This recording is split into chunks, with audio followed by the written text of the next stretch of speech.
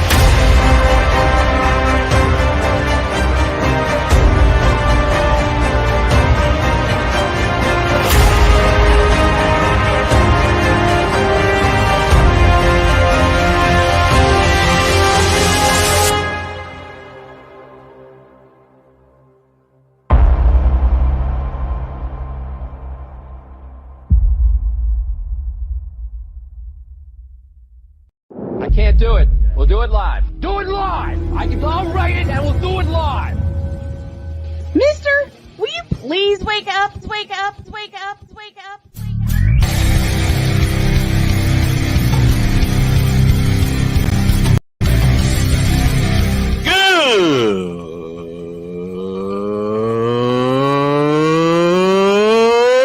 Good morning! Snowman here to all you Brock Purdy and San Francisco 49er haters. Shut up! I gotta thank you, Shane. I mean, whatever happened to the games where breaking 100 points was, I don't know, unusual?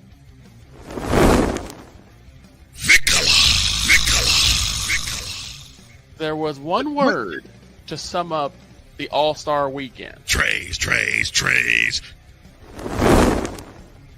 Cause we take this job so serious. Splash Brothers, yes. Ray Allen, replace him with Steve Kerr. Reggie Miller, yeah.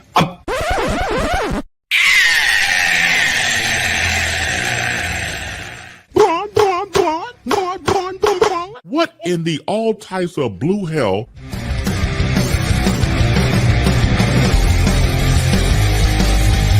Oh yeah! Let's go, baby! Let's get it on. Let's get it on, baby. Good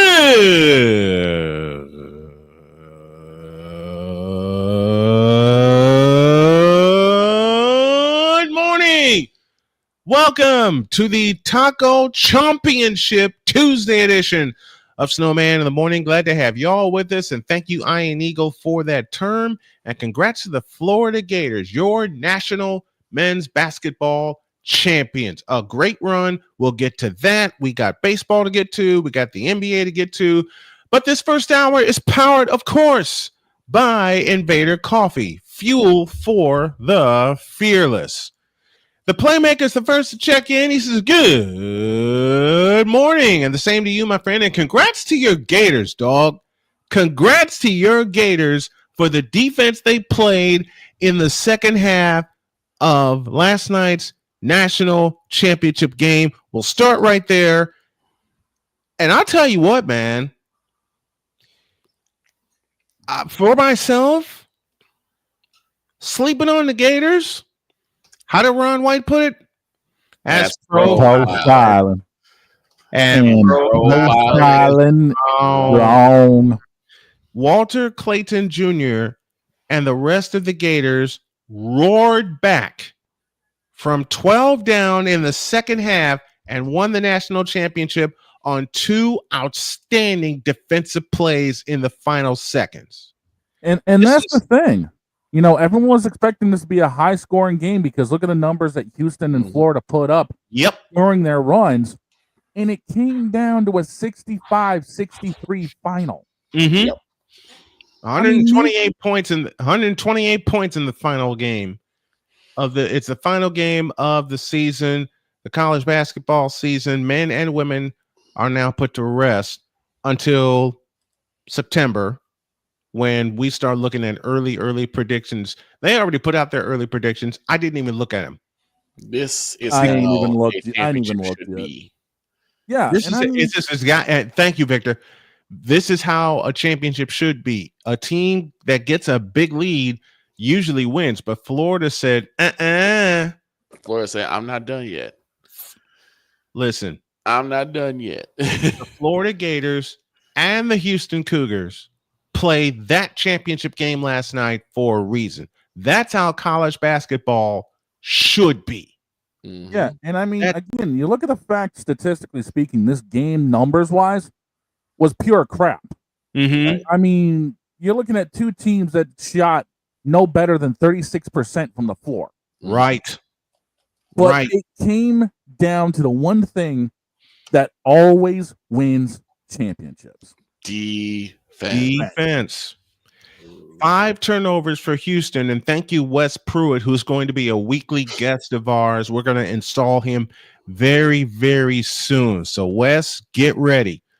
5 turnovers in the final 2 minutes for Houston. This is a lot of the a elite final teams 4. Go ahead, Victor. A lot of the elite teams that everyone projected was going to be in the top, nowhere to be seen. Nope. Because they all fell by the board. Mm-hmm. And one we got to talk. One that we hopefully will talk about when we see Mr. Spivey again, being the Duke Blue Devils. Listen, we got a whole bunch to talk about with Jay. I'm going to get him on this week. Florida indeed flipped the script on Houston. I'm looking in this camera and I'm saying Florida turned the tables quickly. Mm-hmm. They did. In the latter part, in the final 10 minutes. No, check that. In the final 8 minutes of the game, with Houston up double digits, Florida wiped it out and won. Walter Clayton Jr., congrats to you for being the most outstanding player. He was voted the most outstanding player for the way he played last night. He scored 9 points in the final 8 minutes, and every one of those points was key to Florida's comeback. Yeah. Every one of those points. But there's an underrated player on Florida that I love dearly. His name is Alex Condon, their center from Perth, Australia. Mm-hmm. Dude, he is going to be El Monstero. Yep. Mm-hmm. He's going to be a monster.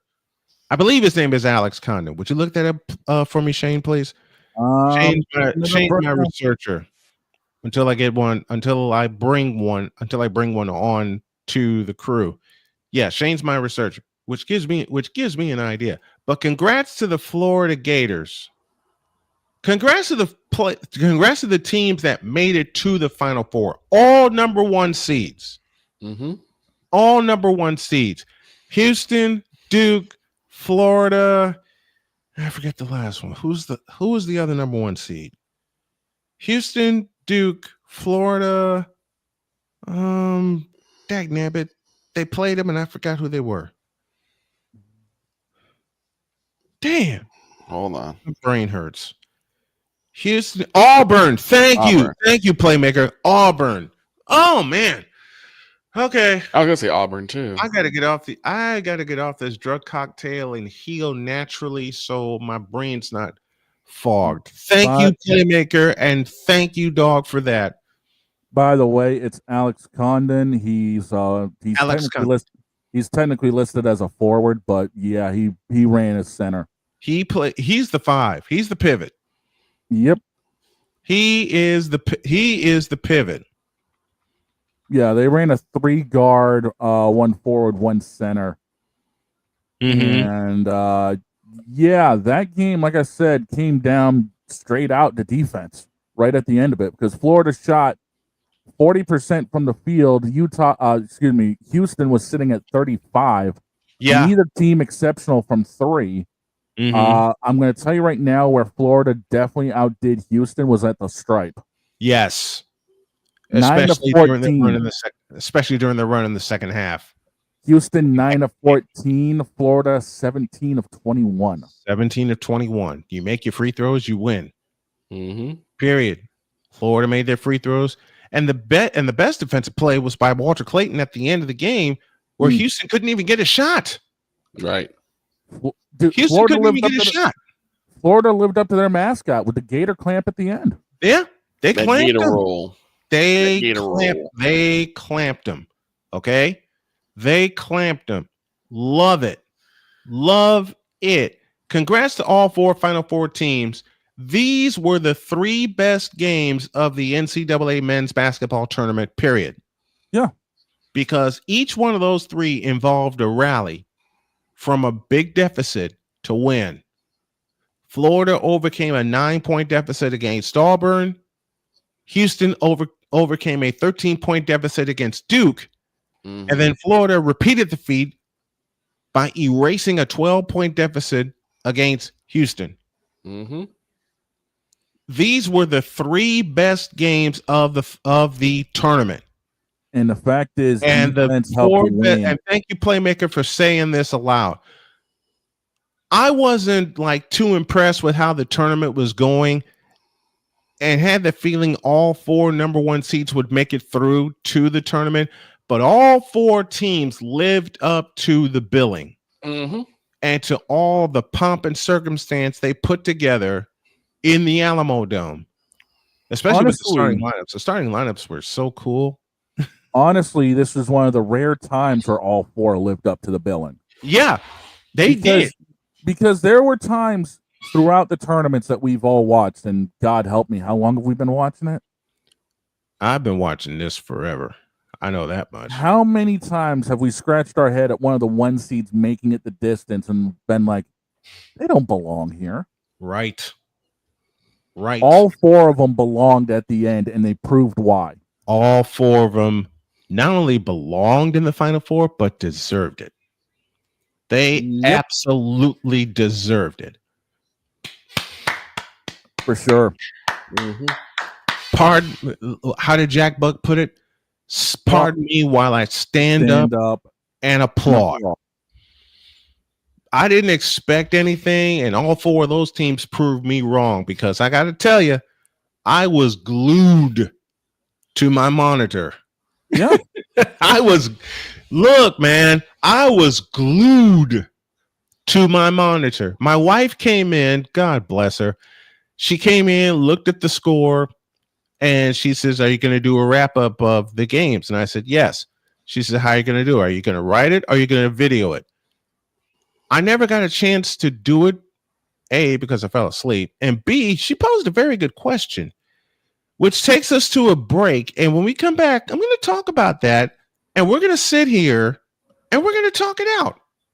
We're going to talk out how we're going to do it for snowman-media.com. That's next. Back in the deuce.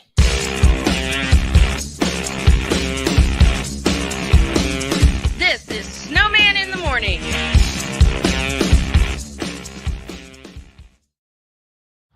People tell me how lucky my daughter is to have been adopted. But really, we're the lucky ones. Learn more at adoptuskids.org. This planet has been great to me. It's given me gifts that I can't even explain. It's given me adventures and memories I'll never forget. And Battleborn, I think, has given me the opportunity to go beyond and give something back. How can I be a better custodian to this planet and the place I live? That's where I am with Battleborn. Let's make the planet a better place. Whether it's news, the largest egg producer finds bird flu in chickens at a Texas plant, weather, devastating tornadoes rip through the heart of the United States, inspiration, a breast cancer survivor completed the journey of chemotherapy, and now begins a future one of matrimony or sports. Michael Jordan is shown on a photo with Diddy. LeBron James has a video extolling the virtues of a Diddy party. This has been yet another beating a dead horse presentation. We got you covered. BS3 Network, in association with Comey Media Incorporated, proudly present The Morning Shift with Cole Johnson. Live every weekday at 8 a.m. Eastern, 7 a.m. Central.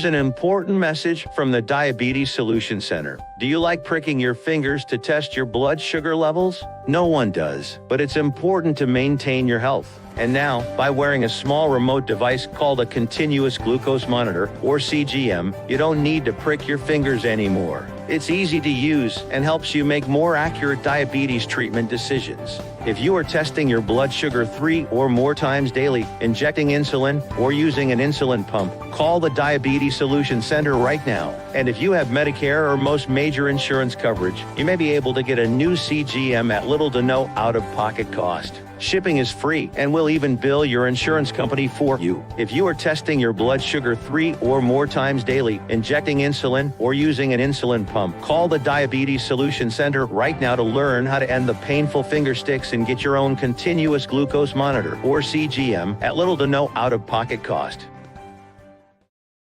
SeatGeek is the ticketing app for fans like Boomstick Lady. No free throw is safe from the roar of her sticks.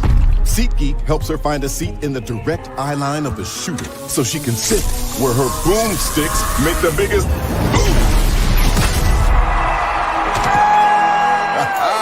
Everybody okay? SeatGeek handles the tickets to sports, concerts, and more, so fans can fan. Join the transporter to Hades. Your butt and gut becomes one.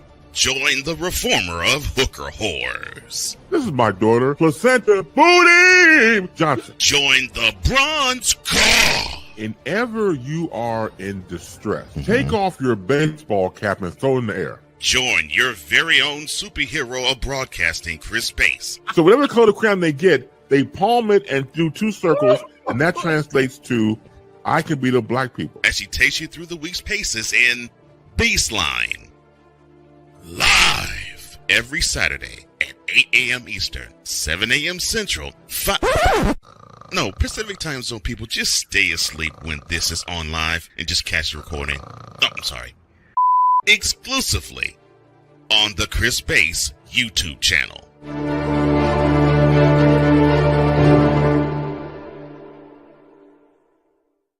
Mister, how do you operate this Twitter thing or this Instagram thing or whatever the heck?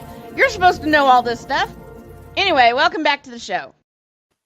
You know, before we get further going, because I know who we got sitting in the wings here, our mutual friend, our little queen of Taika, is currently live on Twitch. She just went live. So Really? when we get done here, everybody, make sure you give Miss Genevieve Yoso on Twitch at Genevieve_Yoso a follow. And see how she's doing on Minecraft. She's in a special server right now doing some building. So nice. Make sure y'all check her out and tell her all of us here, including the Don, sent you. And a dog gonna get hit in the head with a rolled up newspaper again. I'm gonna make a I'm going to make a request here. Okay. And it's to my Golden State Warriors. Kick the Suns' ass. All right. Steph was held to only 3 points in the defensive masterpiece by Houston. Give them their props. It's Houston. Go into Phoenix. They're barely hanging on by a thread when it comes to playoffs. I want y'all to go in there and whoop their ass. Now, with that off my chest, somebody's waiting for us.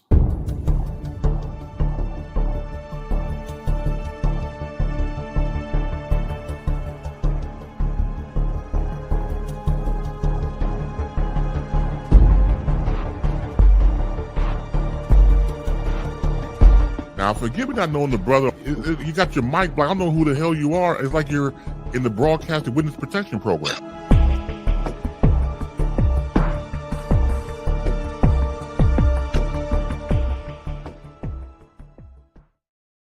Let's turn this back into a Tuesday tradition on Snowman in the Morning. Please help me welcome a fan of the national champs, a Gator fan, a Rams fan, and a very dear friend. He's the playmaker, Darnell Sollins. That's the man that Undercover Brother takes notes from. And before and playmaker, before you say anything, if y'all haven't checked out his programming, Ramley Talk, which I am very much a fan of. Shooting Lights Out. Yes. I encourage you guys to check out the Playmaker's work. You heard I demanded. I demanded too. Because the first time, and I'm throwing a lot of flowers at the Playmaker, first of all, for being there for me and my family when I was going through cancer. Playmaker was one of the first people to comment on my post. I'm going to start crying. The week of my surgery, when everybody was commenting on it, Playmaker was one of the first ones up there. So Playmaker, my brother, I love you. Thanks for sticking with us. Thanks for sticking with this show. And thanks for sticking with Snowman Multimedia. We here truly appreciate you. I mean, if it wasn't for Snowman in the morning, a lot of people wouldn't have known who I was when I went to New Orleans for the Super Bowl. So, right. So people know my voice from being on this program. So I will say this confidently. We will see you in Santa Clara. I will say this. Look, I've tried for the last 2 years to get to the Super Bowl, Las Vegas, and then New Orleans. And each of the last 2 years, something has come up with my health, and I couldn't make the trip. I couldn't get my credential request in time. So I need the Playmaker to lend us an assist, Deb Whitkus, because I want to host my crew at Super Bowl 60 in Santa Clara. That's why I'm saying this with confidence. Playmaker, brother, I love you, and we will see you next February in Santa Clara. Period. All right. Yeah. Man. First and foremost, Victor, you ain't off the hook. Where were you yesterday? I actually put my I will say this. I put my my phone on to your program, and it said you were live in 30 minutes. And then I pulled the Snowman and passed out. So I was on, I just didn't comment. By the time I looked, I'm like, wait, did it go in? It said, thanks for tuning in. Oh God, Greg and me I'm gonna get clown for that. You know what? You know how many times I've been clowned for that by my crew here, folks. For those who don't know, like I said, been through cancer, and my body is just all kinds of upside. You have a reason. You've been through Right. hell. Okay, so when you fall asleep, we understand. When I get done with work and I lay down, I said I'm gonna be checking into Shooting Lights Out, and the notification said Playmaker will be on in 30 minutes. Okay, cool. I got 30 minutes. Put it on, and then I passed out, and I woke up like, wait. Thanks to it. Oh God dang it. Okay. So I didn't get a chance to say nothing. You missed everything. Cole Johnson was in I form. And I listened to the he was. Cole, I caught the replay. Cole was definitely in rare form. And the thing is, I listened to the to the replay again. So I was like, man, I didn't get a chance to like comment on nothing, but you know what's I'll make sure that won't happen again. You know what's crazy? I don't know how sometimes I catch the Shooting Lights Out podcast, the Shooting Lights Out show, which I want to carry on my network audibly and visibly. But there are some days, like Victor, I am just so exhausted. All right. And I too am guilty of this. Get the notification for Shooting Lights Out or for Ramley Talk, especially when our teams play each other. And I said, okay, I'm going to listen. I'm going to see what the Playmaker says and what kind of craziness I can use against him. The Rams versus that team in Santa Clara. Listen, you know what? Hey, to be honest, I was actually respectful this past season. Yeah. I listen. Whenever the Niners and Rams play, that is when I look forward to Ramley Talk. And I'm bringing back that 49ers show. And Playmaker, I want you to be a part of it, especially for those game previews. Listen, the first time he said that team in Santa Clara, I fell out laughing. My wife comes into my office and she says, "What are you laughing at?" So I queued up the part where Playmaker says, "That damn team in Santa Clara." Jody walks out laughing. We were staying there with my in-laws at the time. I can hear her laughing going downstairs. It's great, and it's so much. It's just like Kenny Smith. He can't say Duke. He has to say that Right from Durham. Yes, right, exactly. That's and that kind of heightened our friendship because I love going back and forth with Playmaker, but he is such a wonderful artist and a wonderful podcaster, and I appreciate you, Playmaker. We all appreciate you so very much, and I'm hoping soon you can come back and start being a weekly part of this program. We appreciate you. Steve may have more talent. He be Playmaker. Hey, look. Hey, hey, man. I've been blessed to do the stuff that I've been able to do. I've been blessed. So I'll tell you what really made me laugh. The first year I started listening to Ramley Talk, I think it was 21. It was 2021. And it was right after the last game of the year. I'm waiting for that episode to drop. And I knew the day it was going to drop. My wife comes in and she says, "What are you waiting for?" "I'm waiting for my friend's podcast, Ramley Talk." She was like, "Ramley Talk?" I said, "Yeah, his favorite team is the Rams. So he does a weekly show on Ramley Talk."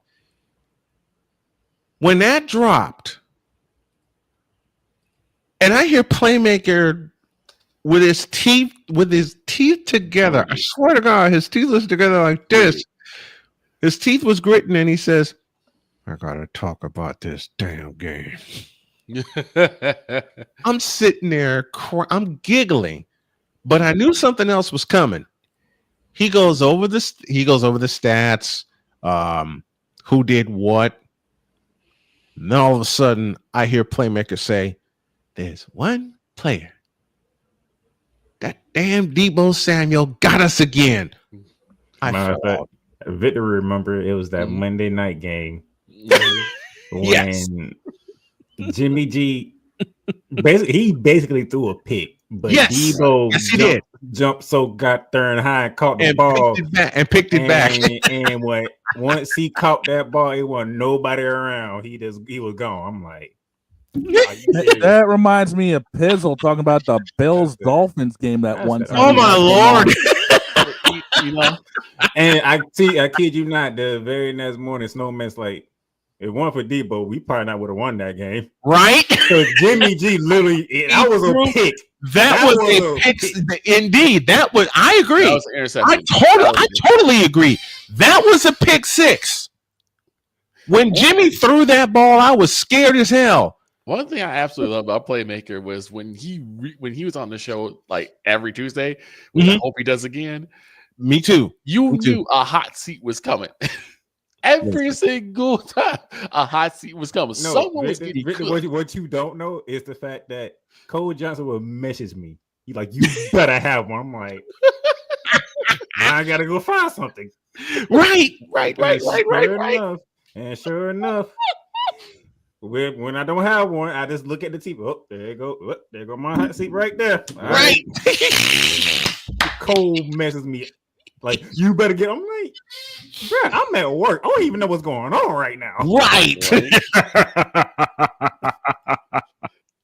And what makes it even more fun, Playmaker would message me and just say, "Get the hot seat ready."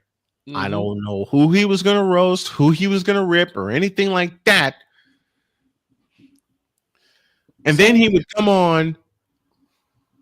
We get the hot seat ready, and then Playmaker would just go cuckoo. He would go completely off. Yep. So I ask you, Playmaker, do you have a legendary hot seat for us this morning? To be honest, to be quite honest, I can have plenty of hot seats, but I'm not going to do it because I have other shows that I can do that on. Because can you just give us one here for old time's sake? I can give you one. Sweet. Here we go. All right. Whenever you hit that button, you'll let me know. Cue up the fire. Here we go, folks. A legend is back.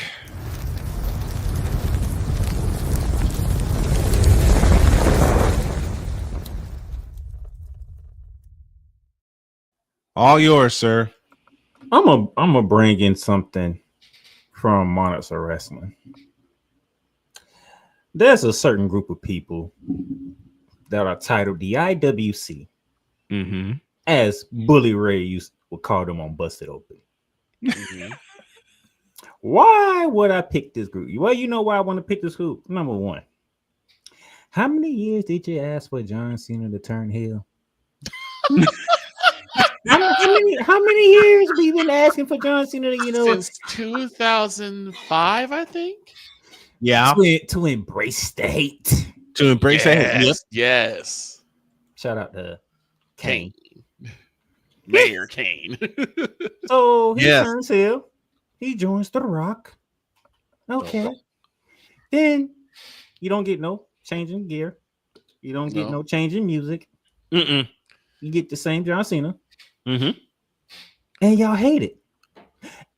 But when he does the promo, he says, you don't get new gear because you want new gear. I don't dress like you. It is dressed like me. Yeah. John, you're right. Yep. I can't argue that. Yep. You don't get new music because you want new music. That is my voice on that soundtrack. Okay, John, I can't argue with that either. That is your music, so I can't argue with that one either. Right. But the IWC, this turn sucks. He's a heel. He's not supposed to do what y'all want him to do. You idiot. Right. Exactly. And the thing is that isn't that what they wanted?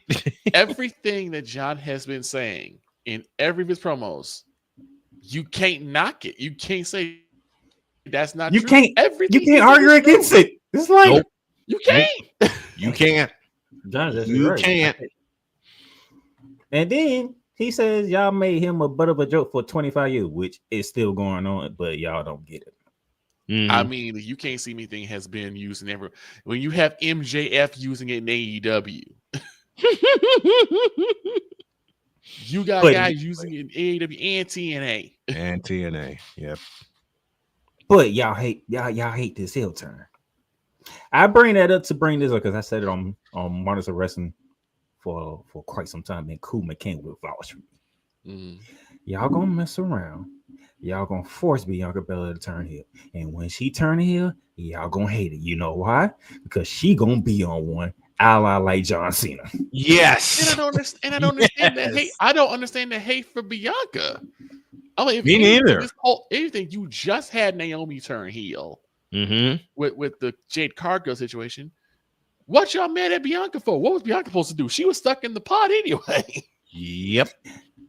They want to believe that it was Bianca Belair that was the mastermind of the whole thing. Oh, I can tell you she was not the mastermind of the whole thing. No. I can tell you who was supposed to be behind it, but they're not going that route. That's why they threw her in a different storyline. What was supposed to be Bailey? Bailey. Yeah. But they went to the well with Bailey as a heel already, and they already got her kind of on a babyface run now. Because for those of you who don't know, I'm a wrestling fan. I connect dots. This is what I like. I like to connect the dots. So like, what we got going on here? Yes, sir. If you go back and listen, when Jade Cargill first got taken out, I was like, Naomi and Baylor are the first two there to see Jade get put into the ambulance while Bianca's running back to see what's going on with her friend. Right. Which, by the way, was part of a United States tournament to be crowned the first ever United States Women's Champion. Yeah. I'm like, if I know WWE like I think I know WWE, the fact that Naomi and Baylor are the first two at the scene, I feel some type of way. Well, as soon as I saw Naomi, I was like, okay, someone tell me they're gonna turn Naomi because they've been teasing it for a minute because Naomi has almost always been a babyface, except for that one time in Team Bad. Other than that, she's always been a babyface, and that kind of got stale. Hmm. And then all of a sudden, and matter of fact, remember this was going into War Games. Yeah. Bianca's team is down to member already. Right. Well, should I say Rhea's team, because Rhea was the leader of that team. Yep. Was the starter, to be honest. I'm like, okay. We already knew Naomi was in there because Naomi's been the one that's, I got y'all, I got my girls back no matter what. Right? Right. Mm-hmm. Who got that final spot? Oh, Bailey. Really? Yep. Bailey. And we already know Bailey and Bianca have history of not, because Bianca don't trust Bailey after what she did to her. Yep. Oh, and Bailey, hell no. And Bailey had issues with EO too. Uh-huh. I'm looking like, very interesting that y'all chose Bailey. Okay. Right. Yeah, I don't know what the hell Triple H is cooking on this one. It's not Triple H, it's the fans. That knows. Well, and the fans are I truly believe the original plan was Bailey and Naomi because they are best friends. Yes, they are. Yes, they are. There was no coincidence that them two was the first one at the scene of the crime. Mm-hmm. Right. But the fans have turned on Bianca out of nowhere. I mean, they're making her out to be the villain in all this when it was Naomi that screwed over Jade. I wonder, is it because like they really like Rhea? Because yes, like a lot of people. Dude, Rhea is that blanking over right now. And the crazy thing is, here's the funny thing. And this is why I'm going at the IWC crew. Mm-hmm. Yes. When Rhea lost the World Heavyweight Championship, right? Mm-hmm. Why is she the one doing the heel tendencies and not Bianca? But everybody's like, oh, Bianca was playing the heel. How? I'm confused. Bianca's not playing no heel. What the hell are they on? I don't know. Bianca was encouraging EO to get into the ring like everybody else because we do not want to see a count out victory. Right. Mm-hmm. Which, by the way, Rhea, when did Rhea ever want to get a count out victory anyway? Never. Never. No, she usually tosses them back in and says, "Go pick yourself." Her whole thing is that she wants to beat them hands down. She want to beat them straight up. She wants to get the finish. But she's mad at Bianca for trying to encourage you. Get in the ring before you get counted out. I'm like what's happening here? What is going on? What? Hold on, wait a minute. Why is Rhea worrying about EO making the 10 count? No, the thing about it is also how much is this dealing with the fact of moving to Netflix have these storylines changed? It's been completely off kilter. I can see where you asked that at. So now I'm like, okay. Judgment Day don't make no sense no more. I don't like, know what they do. Judgment Day ain't made a lick of sense since they both got rid of Rhea and doggone Priest. Yep. So now my thing is this. Now let's go to what happened. I didn't see Raw yesterday. I will be watching Raw today. Trust me, I will be. Let's go back to the previous Raw. Okay. Bianca getting put in a situation that she's never been put in before. She's the best guest referee for this title match. She literally gets to decide who faces her at WrestleMania. Right. I didn't see any heel tendencies coming from Bianca Belair. She didn't tip her hand or what she was doing. Well, she got kicked in the face by Rhea. Okay, she let that one slide. And then she get kicked in the face by EO. And she says, you know what?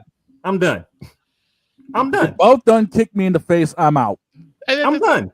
And then the thing is, Pierce said earlier today, he was like, earlier in the Raw, he was like, yeah, I put Bianca Belair in a special guest referee role, but I was under the impression that you guys would be professional. I'm like, you saw her basically do her job up to the point where she got kicked twice. And guess what? You know what's the cherry on top of all this?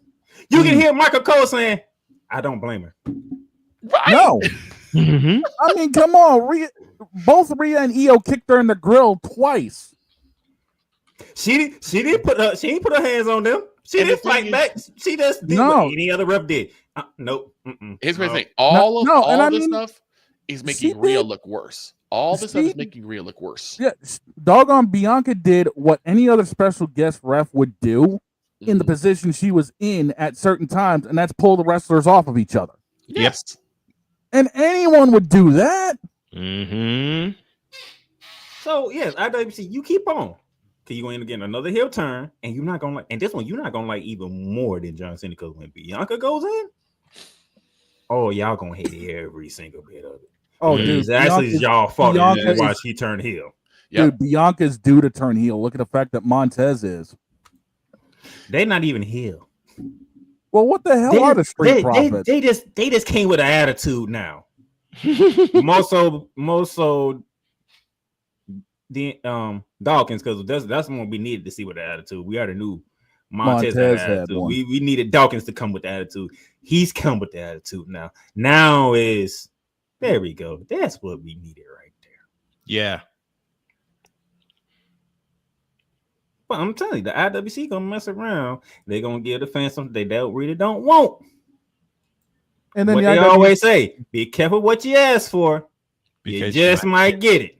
Mm-hmm. The problem with the IWC is they're gonna bitch over anything anyway. So it doesn't matter what they get; they're gonna bitch over it. Well, no matter what. And this is why I hate this particular group. How do you think I feel? I'm like, why is y'all trying to force this woman to turn heel? She ain't doing nothing wrong. There's no evidence or she had anything to do with the Jade Cargill attack. Matter of fact, she was in a tournament trying to become the first ever United States Women's Champion until her partner got thrown on top of her car. Y'all tried to blame her throughout the entire thing. When Naomi said what she said, that she was the one that did it, and she did it for Bianca, and Bianca don't understand, y'all still try to blame Bianca for it. I'm like, it's clear as day Bianca had nothing to do with it. Why would you act that emotional if you had nothing to do with it? Well, I hate to tell you something. The IWC believes in Steiner math. Oh God! Like, let's go back. Think about that whole entire segment between Naomi and Bianca. I was like, I was like, man, I ain't gonna say I hate the segment. I love the segment, but I'm like, it's one of them segments that you love, but it's like, man, I wish it didn't have to come to this. You love it, but why did it come to this? Mm-hmm. Why? Like, why? Like, really? Why? And then everybody else is still believe that Bianca did. I'm like, okay, y'all keep on. You know, she admitted it, right? Oh, y'all keep on. When Bianca turn here, I'm gonna be front and center for it. I'm gonna love every minute of it. I'm like, this is what y'all get. Y'all deserve everything you get. That's like what John Cena is doing to y'all. Y'all deserve everything y'all getting from John Cena. And here's the thing: John Cena never made it about Kobe. It is all about the fans. I was like, John's throwing it back in their face. I actually like this. Yep. Dude, I actually like this. He's throwing it back at their face. I remember watching John flipping at Chamber, and I was like, you guys finally get, and I'm talking about the idiot IWC fans, y'all finally get what you want. How long before you take to Twitter to harp about it? And then 20 seconds later. 3.5 seconds. The crazy thing about the whole thing is that it all goes back to a Daniel Bryan promo that he made years ago about how the fans are fickle. Fickle. He's absolutely right. Yes, they are, because it is ridiculous. I'm like, can y'all make up y'all freaking mind? No. Can y'all make up y'all freaking mind? How y'all want somebody to turn heel and don't like how they turn heel? Right. The IWC is more indecisive than a 3-year-old. They're like, we want this, we don't want that. No, that's not the way we wanted it done. You don't get to choose how it gets done. The IWC is more indecisive than Mac Jones under center. The IWC is more indecisive than LeBron James. Then y'all say John Cena's promos doesn't hit. Yeah, it does. Yeah, they do. Yeah, it does. Because you know why? You know why you feel that way? Because it's smacking you in the face. Yeah, exactly. Yeah. It don't hit because he's telling the truth about us. And what's crazy? Well, then what the hell do you expect? The craziest thing was when he actually went at a kid, and they were like, "How dare he go at a child?" I'm like, and yet that kid is posted everywhere. Yep. For a whole week. Kid is a damn meme now. Yep. Mm-hmm. This is what you guys asked for. You want the heel turn to the point where he actually made a joke about a heel turn and actually turning his foot. And now that it's happened, people are pissy about it.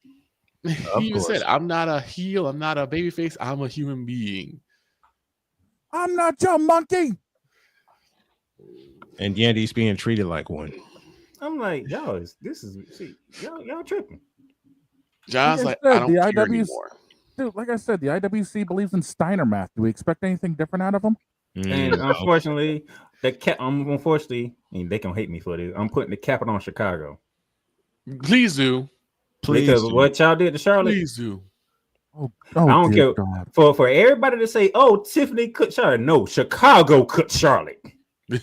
Mm-hmm. Go back and watch. Chicago did not want to hear from Charlotte at all. Well, Charlotte's not the best promo. She never has. I said, wait a minute. I've never seen a crowd do this to Charlotte. Dude, Charlotte would get away with saying less, but be more to the point. Right. He tries to go long-winded like her dad, and it backfires. And then we get the train wrecks. Chicago wanted to outdo the European crowd so bad, so they chose Charlotte to do it on. And boy, did they ever. I'm gonna say this. This may not be popular, but I hope they never do another European tour. Because I understand you love these individuals, but do you have to sing every theme? I mean, that's actually the European countries.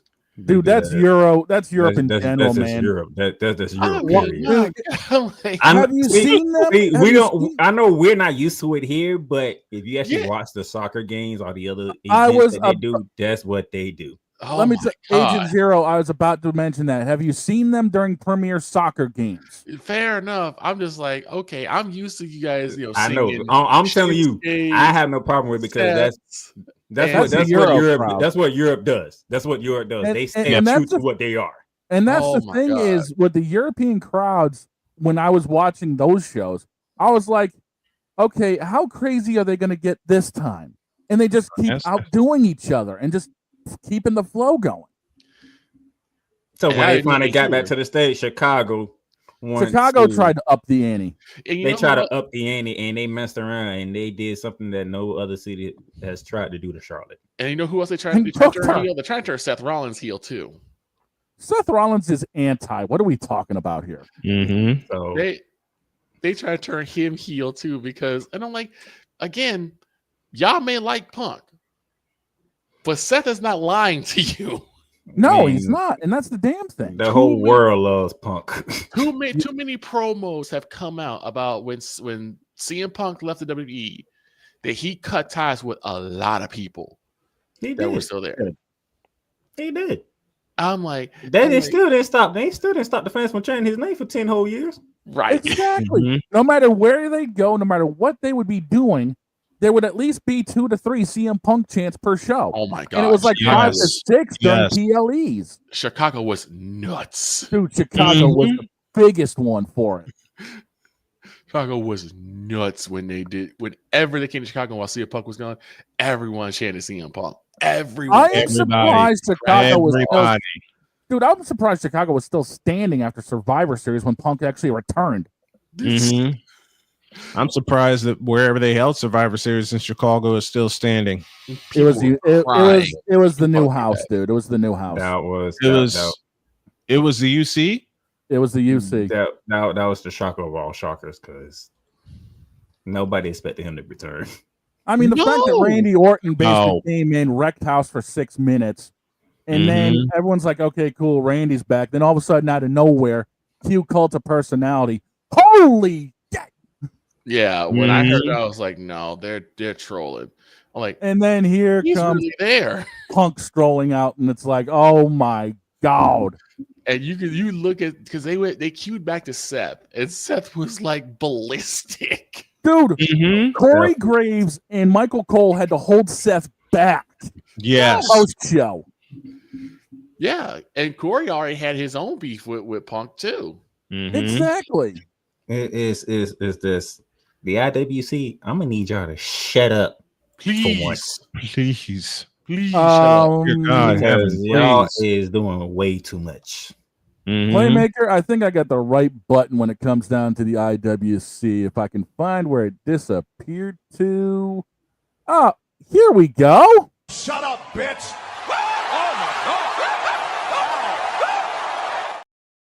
I have a button of my own for the IWC, and it goes like this. So I realized that I think even though it's not advertised, right, there has to be a place for stupid people. We don't know because we're not stupid, so we don't know anything about it, like a secret club society. Oh my gosh. So I come to the conclusion that he graduated from SU, stupid university. Yeah, and all the stupid ass letters that go along with graduating high honors of being stupid. I can't do no more, man. Vámonos, dominos, vámonos. Stupid university, where everyone graduates. Magna cum stupid. Pretty much. I gotta get into more Monarchs of Wrestling because I love this. I love this so doggone much. I mean, trust me. Like me and Cool, we be like, bro, I don't know what's wrong with these people. I mean, the fact is there are a few people in the IWC that have more than 2 brain cells to rub together. I know a handful of them, including one on YouTube, the Demon Diva herself, that is actually part of the media circle. Yep. So, I mean, outside of like what 3% of the IWC, they're all idiots. You got a question, like, they're surprised when these people start to like lash out. They see surprised. They're like, well, why Bianca so mad? What did we ever do? Really? Bitch, y'all want to be there? Like, do you want to go back and watch the show and see what happened? Right. You get those questions, you're like, bitch, look in the mirror. Look at what you did. And because of the IWC, that's how Jade and Bianca start beefing on X. I'm like, why is my 2 girls beefing on X? This is not what I need right now. Right. I mean, like, why are y'all getting mad at each other? What is happening here? What the hell happened? Yeah, literally, what happened? You had exactly. What happened? You had a great moment because when Naomi let loose, I'm like, oh, I can feel this. She's letting go of frustration because ever since she came back, she was the champion at TNA. Yep. Came back to be the and hasn't done jack, and nothing's happened with her except for what one or 2 tag team runs. Yeah, basically. That's it. Yeah, and that was to put the towel on her. And one of those tag team runs came to an abrupt end when Sasha got a hair across her ass. Right. See, it would have been fine with the whole hair ton of Naomi. Yeah. But the fact that the IWC is like Bianca's behind it. What have y'all seen to say Bianca was behind this? Jade and Bianca have been basically like sisters ever since Jade came into it. Now I know what they want. They want Jade versus Bianca. That's what they really want. Too. But I'm like, hey, can we stay focused here? We finna get Rhea and Bianca before they decide to throw Io Sky in the whole mix. Which I mean, the fact of the matter is, what type of MJF sunglasses is the IWC wearing when it comes down to this stuff? I have no idea. I'm like, okay, cool, great. You can put Jade and Bianca on the back burner for right now. I just want to focus on Bianca and Rhea. That's the mess that we've been wanting for the entire time. Right. We finally get it. And this is where Triple H comes in. Back to your original question, Shane, about Triple H. He decided to throw Io in. I'm like, no, I don't want Io in this. Well, they got to do something for the championship. I'm like, but you remember, Rhea was the champion. Rhea was the champion. Yeah. And you should have had just at that, have Bianca win at the chamber and have Bianca and Rhea go at it because they've been waiting for that ever since the beginning. You know, it's like we finally about to get it. It's right here. Now the thing about it is, look how fast originally they were building it up just to be Io versus Bianca. And then the IWC starts harping about things, and within 2 weeks, Mommy's thrown into the mix. See, here's the thing. I knew what was going to happen. I was like, oh, you know what? since EO won the title, now it's going to be a triple threat match. Exactly. I knew it as soon from the beginning. I was like, it's going to be a triple threat match because EO won. And they just had to put EO in here. And it seems like ever since WrestleMania 20, that has been their go-to. Oh, and by the way, another thing for the IWC. Uh-oh. Oh, Lord. Shut up when it comes to Jey Uso. Oh, my God. Jey Uso is not the reason why WrestleMania is not sold out. Do you see what is being placed at? No. It's in the Death Star. Las Vegas. It's in the Death Star. And they can't sell out when the team is there to begin with. Ain't that the truth? It is in Las Vegas, the entertainment capital of the world. And do you see them ticket prices? I'm gonna say, oh God, I haven't seen ticket prices that high since Formula One was there back last fall. But think I about haven't this: seen it's ticket not prices just that high since Super Bowl 58. think about it's not just the ticket prices though. Think about all the stuff you need to have. You gotta, if you coming from out of state, you either driving or you're flying. Mm-hmm. You gotta get hotels. Hotel There's about $1,000. Yep. Especially you're gonna be on the strip. That's then 2,000. you get the tickets. More like you're probably gonna get the fan pass. There's fan about access. $3,500. So you're gonna be there early, getting a chance to you looking at probably about maybe 10K. Yeah. For 2 days. And that's on the low end. For 2 days? $10,000 for 2 days? And that's on the low end. So yeah, IWC. Know your role and shut your mouth. Love it. Love as it. as The Rock would.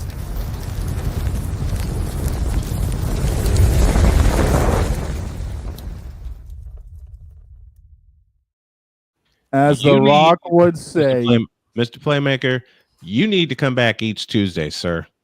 Yes. Please. As The Rock would say to the IWC, know your damn role and shut your damn mouth. And on that, we're at halftime. That was an incredible segment. Yes, it was. Incredible. Bring your ass back, Playmaker. Bring your ass back. You want the hot seat, so I said I might as well bring in wrestling somehow. Can you please? Is there a way we can work out where you can come on every Tuesday like we did before? Or is it dependent on the time? It's up in the air. It's up in the air. It is up in the air. We'll make it happen. So if can we lock in like the second half of hour one? At least try it, please. I beg of you. I can't say because I got things coming. Man, so I can't. You know how secret agents do their thing, man. Agent Zero got you got to do, man. Dude, why are you playing the great ones? They move in silence. Yes, that's yes, true. they do. Yes, they do. Because there's a few things coming on top here. One of which I already said with the school that I'm covering, and there's a second school in the works. Let me let you get out of here, Playmaker. We love you, brother. It is. My Gators did their thing. They flipped the script on Houston. They sure did. Mm-hmm. I loved it. Defense wins championships. Defense wins championships. And the first program, 3 football titles, 3 basketball titles. Mm-hmm. Yep. That's crazy. Adore it. Absolutely adore it. Thank you, Playmaker. We love you. We'll see you next time, man. Take care, man.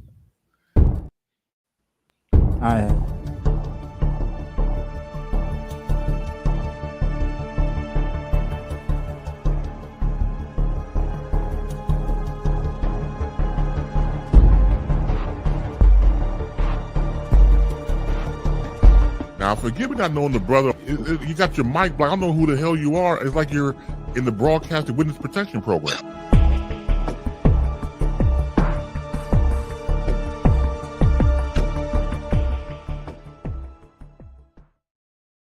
Beginning next week, we'll put a full court press on the NFL draft and what teams need. We're at halftime.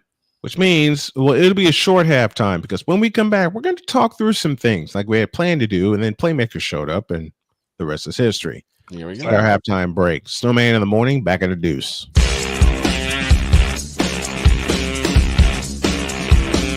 This is Snowman in the morning.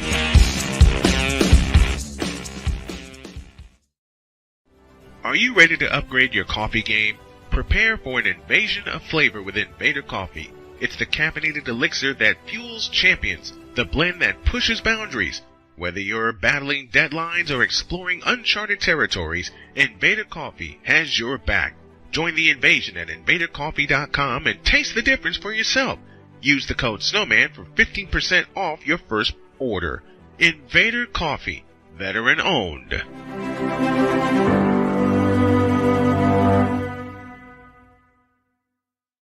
One of the great things about ordering meals from Mother of Macros is that you can do it from the comfort of your own home. Click the national or local delivery link to access the menu, and we'll ship the meals right to your door. We understand you won't always have time to plan, shop, prepare, and cook to provide healthy nutrition for your family, so the process is simple and saves you hours. We know you're busy, so our meals are professionally prepared and packaged. You only need to heat them up and enjoy. We provide macro-balanced, delicious meals chock full of fresh, local ingredients with none of the stuff you don't want to eat. Plus, our menu changes every week, keeping your taste buds wanting more. We take care of your meals so you can worry about everything else on your list. Mother of Macros.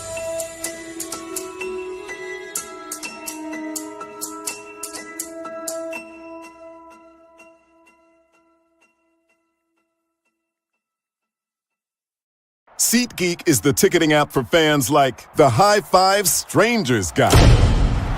Game-winning interception. First down. Just a nice, solid tackle. If you're in arm's length, you will be swapping skin with this extrovert. You see, he knows SeatGeek got him a great deal on tickets, so he can focus on what he does best, smacking palms. SeatGeek handles the tickets to sports, concerts, and more, so fans can fan. Quinn. Moment of clarity. I haven't watched BET in years. KP. Drake needs to come back with another triple platinum album. E. Digger. And then you have Ray J. Like, I can't stand that River Cricket. The Guru. Okay, the level of crack she's smoking, I don't want it. BS3 Network proudly presents the Knucklehead Chronicles podcast, where from card tips to hot topics to meat beep of the week, anything goes. Live every Sunday at 2:30 p.m. Central.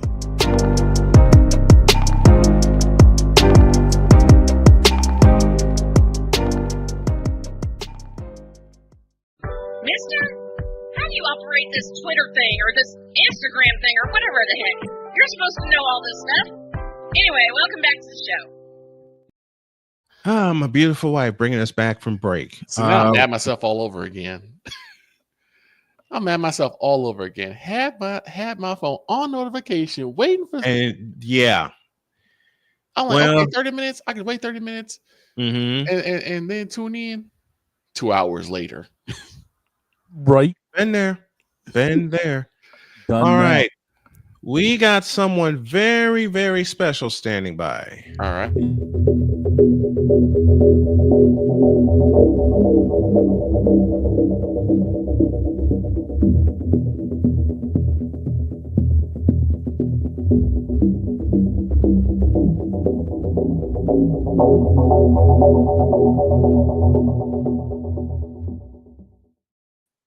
Let's play a little mic to mic, and we're going out east to my good friend John Leahy. He's here right now. Big John, how are you, man?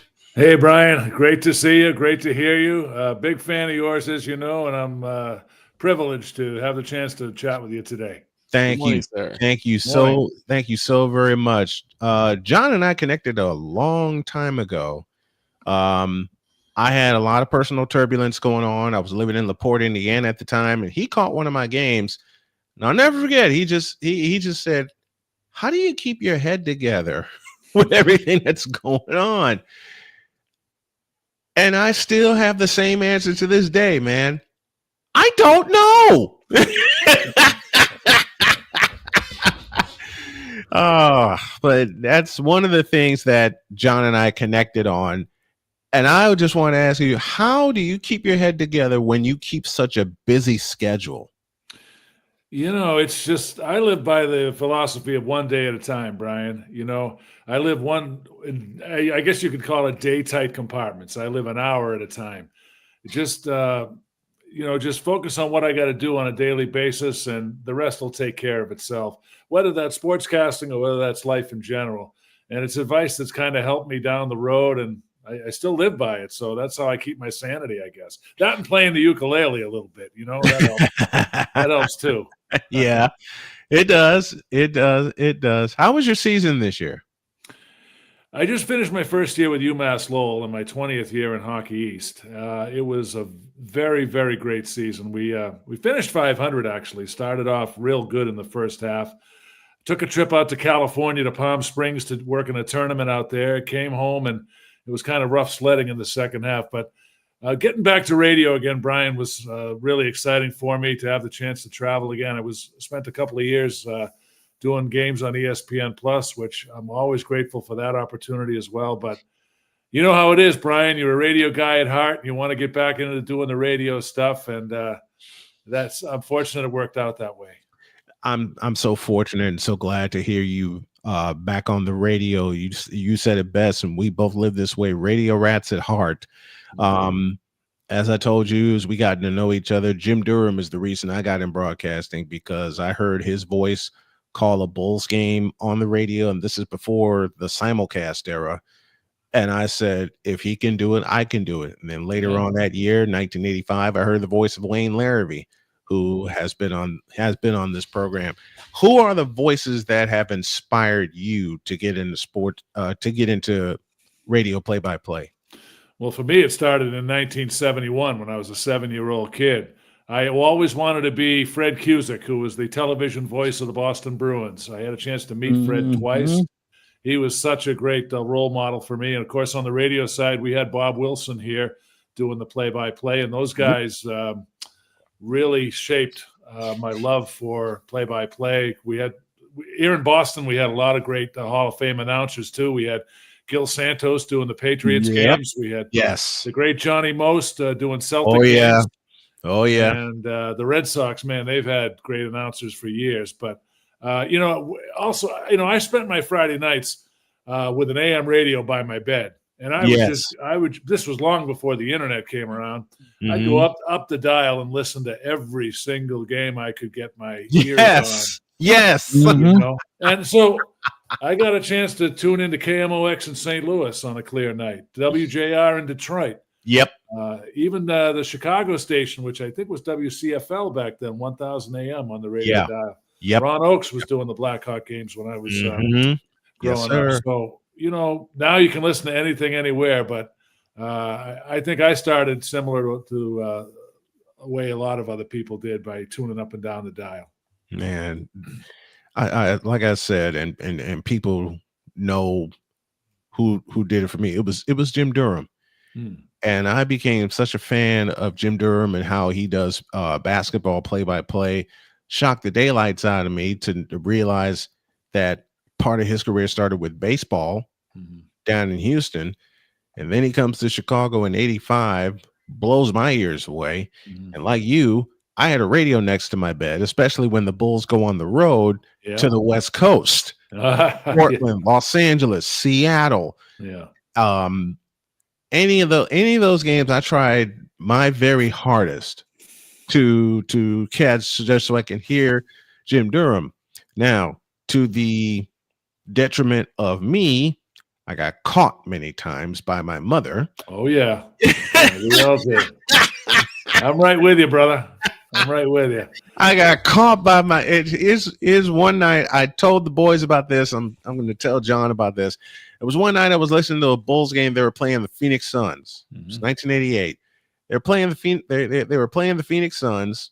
I have the radio simulcast in my ear, and I got the television in front of me because it was on WFLD for television. But I didn't want my mom to hear the television. Right. So I turned down the volume of the television, and I cranked up the audio broadcast. Mm-hmm. Yeah, my dad comes upstairs. Right. And he hears Jim Durham in my ear, and he just smiles and says, "How's the game going?" And Wow. I tell him what's going on. My mom, however, "Why aren't you asleep?" Right. I had the same experience. I had a little black and white TV that I would smuggle under the covers. The Bruins would be playing the Flyers in the playoffs, and I was so scared my dad would come up and take it away, but he never did. He never did. So we're cut from the same cloth. I tell you this one. I used to record a lot of Bulls games, and they on the radio. Mm-hmm. So, and how I would practice, I would just I would just try to repeat everything I heard on the tape. Mm-hmm. Well, one of the audio tapes that I had belonged to my mother. Oh boy. And she had music on that tape. And when she got her tape player back and heard Jim Durham and the Bulls, oh no, I was in deep trouble. Yes, you were. You recorded over her music, in other words. Yes, you did. Huh?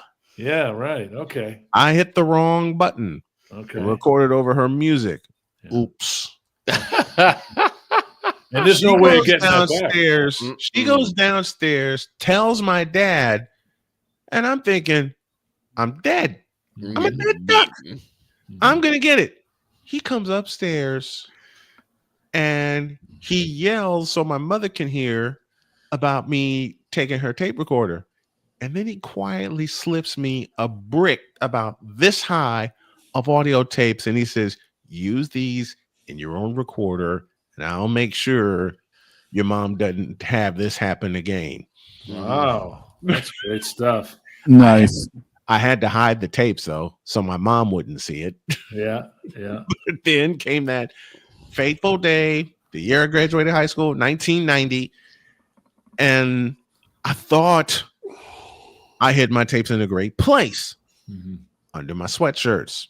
Uh-oh. One problem. I am the tallest member of my family, and I have the biggest sweatshirts. My mother, while listening to while listening to a Bulls game, they were playing a Sunday afternoon game. My mother says, "Can I borrow one of your sweatshirts?" Sure. Which drawer are they in? They're in the third drawer. Then it clicked. Uh-oh. My tapes are in there. Yikes! Didn't make it. Oh, wow. And she's smiling 2 feet deep, holding my brick of tapes that at the time all had Bulls games on there. But it's fun listening and doing radio play-by-play because it's up to you to paint the picture for the fans that are tuning in. What was the first piece of advice that you got that kind of, stuck in your head on how to do it and how to bring it to the fans? Well, it started in broadcasting school, back in 1995 when I enrolled. And basically the first piece of advice I got was what you just said. When you're doing radio play-by-play, you're the eyes and the ears of your audience. It's your responsibility to, tell them what they can't see. And, you're like an artist painting on a canvas, Yeah. And Vin Scully was the best in the world at it when he was the Dodgers games back then. Indeed. So I was trained in radio. I was rooted in radio, and I got a lot of opportunities to get good at it. And I'm very grateful for the TV stuff too, because I wanted to do that for a long time, and that's wonderful as well. So, I feel like I've been able to touch on all the areas of play-by-play that needed to be touched on. Yeah, I feel that way too. And I can't believe I'm going to say this out loud, but even after all the health issues I've been through in the last 3.5 years, August will start my 30th year doing sports. That's awesome. My 30th year. I've been mostly independent. I've done some games for ESPN Plus. I've done some games for Chicago State University, and I've been around this country just doing games independently for my own company. But 30 years. And that's remarkable considering all the health challenges you've had. That's to stay with it, and I know how committed you are, and it's just wonderful. I salute you. I hit my 30th as well this year too, so congratulations. It's a testament to loving what you do and sticking with it. Yeah.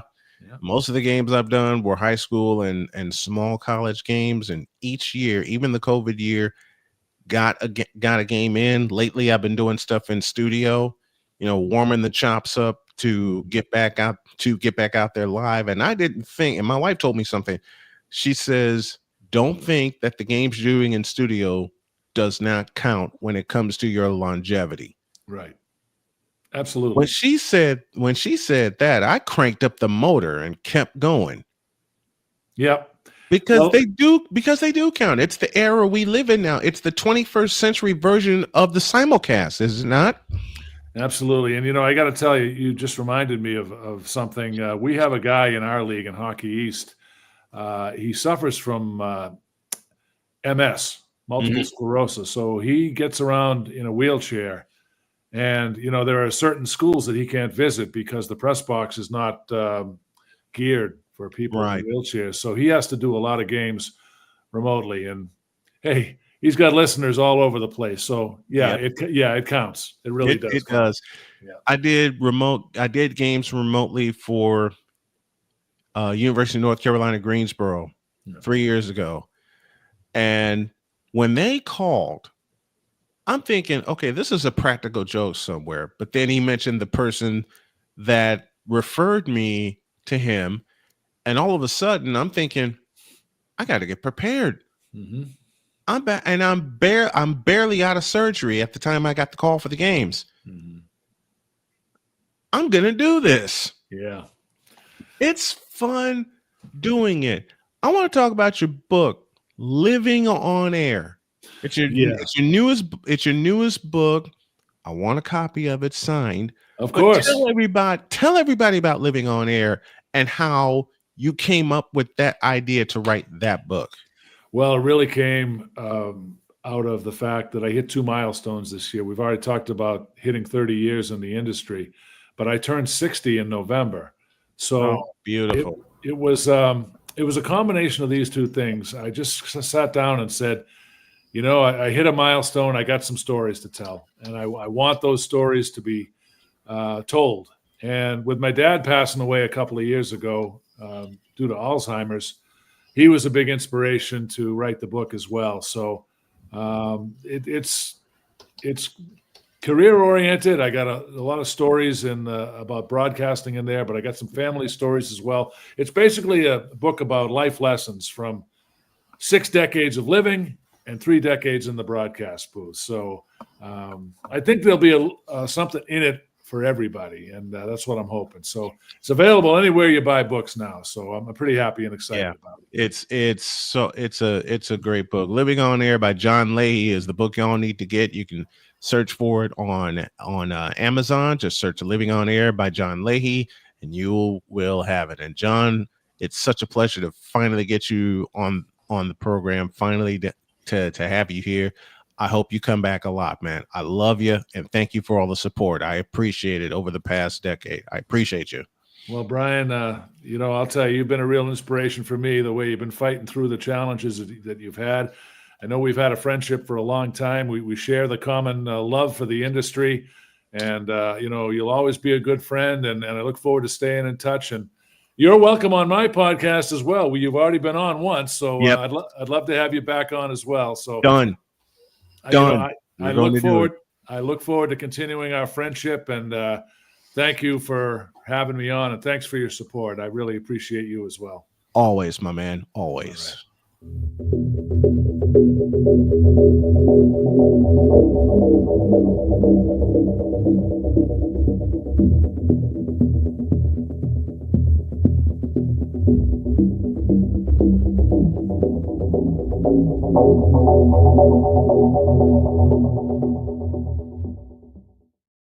You gotta love it. Let's take a break.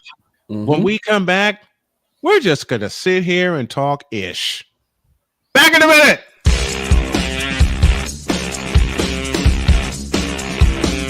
This is Snowman in the Morning.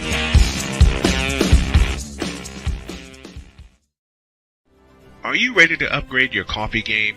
Prepare for an invasion of flavor with Invader Coffee. It's the caffeinated elixir that fuels champions, the blend that pushes boundaries. Whether you're battling deadlines or exploring uncharted territories, Invader Coffee has your back. Join the invasion at invadercoffee.com and taste the difference for yourself. Use the code SNOWMAN for 15% off your first order. Invader Coffee, veteran owned.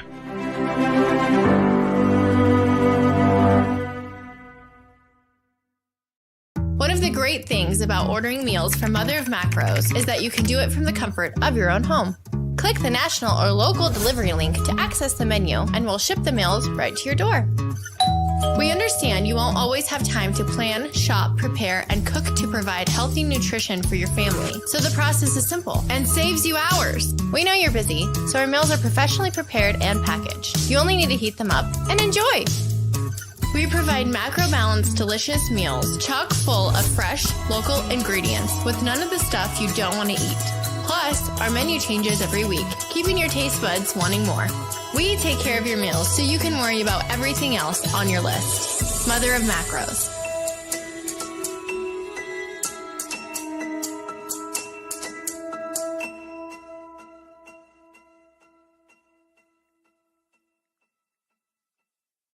SeatGeek is the ticketing app for fans like the High Five Strangers guy. Game-winning interception. First down. Just a nice, solid tackle. If you're in arm's length, you will be swapping skin with this extrovert. You see, he knows SeatGeek got him a great deal on tickets, so he can focus on what he does best, smacking palms. SeatGeek handles the tickets to sports, concerts, and more, so fans can fan. Quinn. Moment of clarity. I haven't watched BET in years. KP. Drake needs to come back with another triple platinum album. E Digger. And then you have Ray J. Like, I can't stand that River Cricket. The Guru. Okay, the level of crack she's smoking, I don't want it. BS3 Network proudly presents the Knucklehead Chronicles podcast, where from card tips to hot topics to meep of the week, anything goes. Live every Sunday at 2:30 p.m. Central.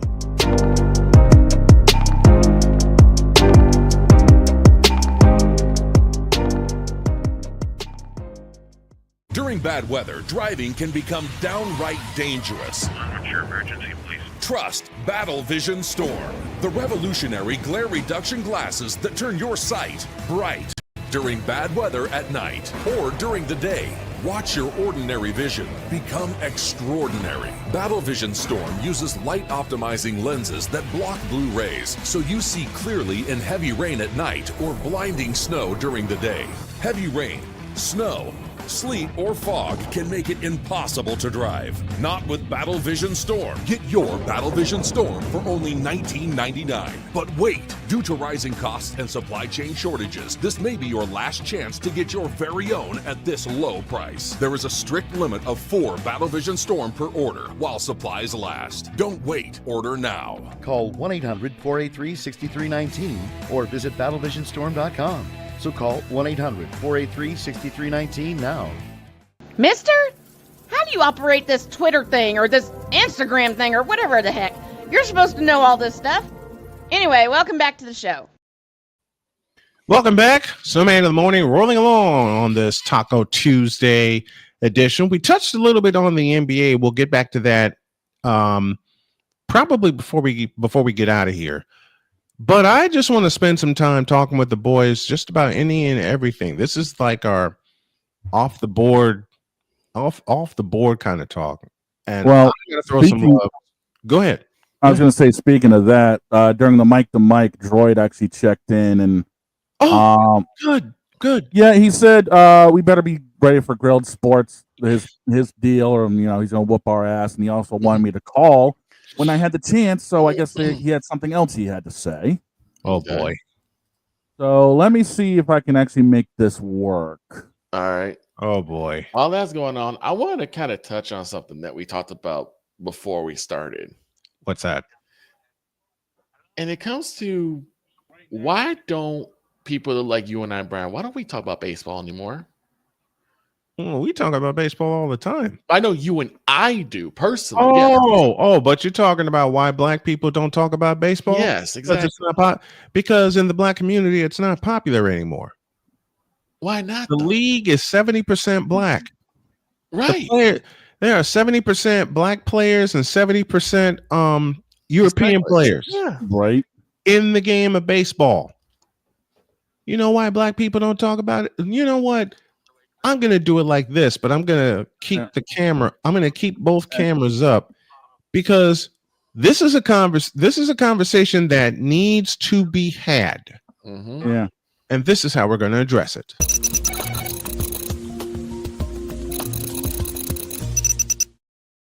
I got Droid on the phone when you get done. He's currently listening in. Okay. Okay. I have been asked many times, and so has Victor, why black people do not like baseball or watching baseball or talking about baseball.